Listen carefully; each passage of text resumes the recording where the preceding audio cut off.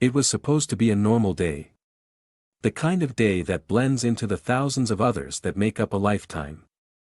But life has a way of throwing curveballs when you least expect them. For me, that curveball came in the form of a phone call from the hospital. "Mr. Daniels?" The nurse's voice said. "Your wife, Claire, has been admitted.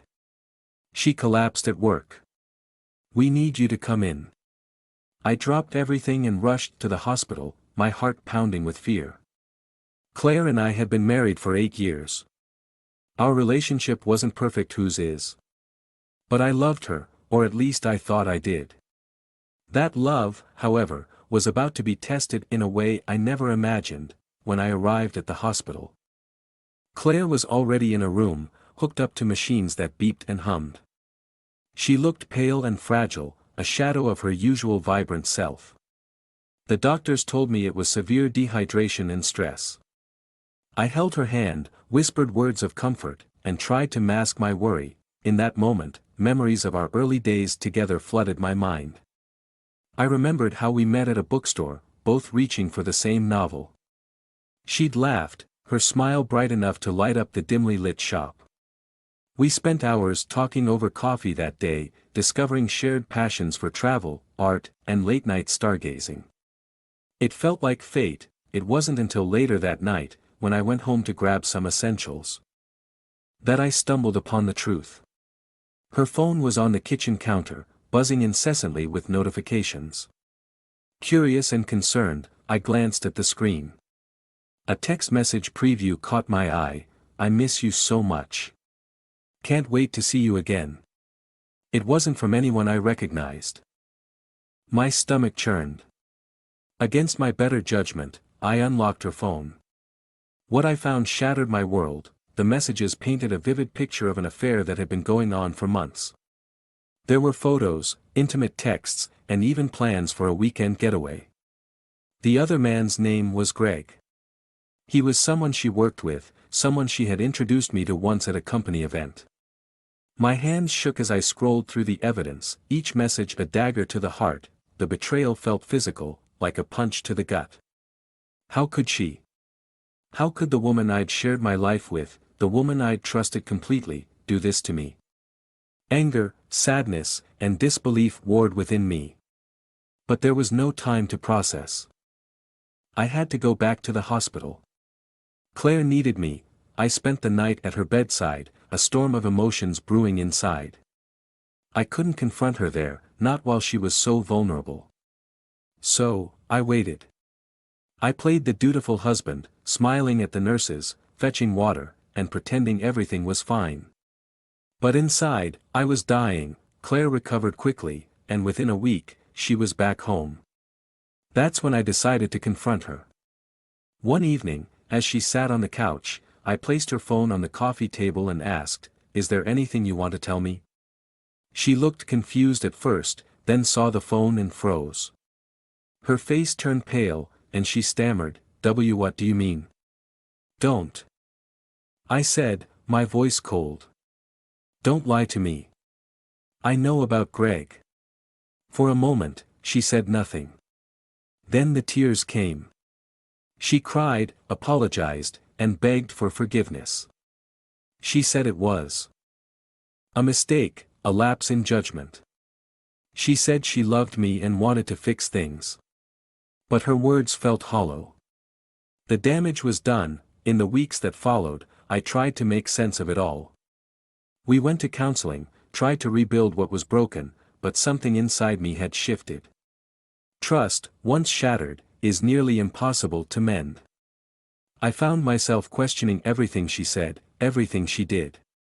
The love I once felt was tainted by resentment and doubt. Despite it all, there were fleeting moments that reminded me of why I fell for her in the first place. Like the time she planned a surprise candlelit dinner to apologize, filling the room with our favorite song and the scent of lavender candles. Or when she left heartfelt notes in places she knew I'd find them, scribbling memories of our happiest days together. Part of me wanted to believe we could find our way back to that love, but one night, a confrontation escalated beyond words.